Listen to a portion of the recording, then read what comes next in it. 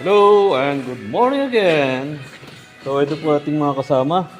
Dahil hindi kagandahan ng panahon ngayon, ay ito ang ating ginagawa ngayon. Naglilinis ng beetroot. So ito po ang ating ibang mga kasama. Ayan, mga busy-busy sila.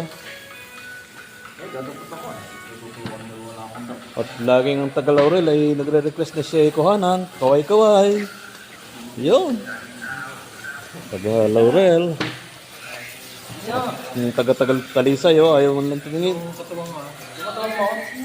At yung tropang Tagalian. Ayan. At yung taga Cagayan na nagdidilig kahit naulan. Ha? Unang kuyaw, no?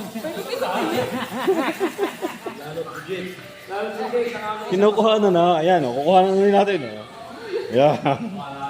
Oh. Kaway-kaway, yung mga taga-Balite. Taga-Cagayan. So, yun po. So, ngayon ay nag-umpisa ng tumila at baka maya-maya ay tayo ay magbubunot na uli ng beetroot. At ingat po sa lahat. Maraming salamat. Bye-bye.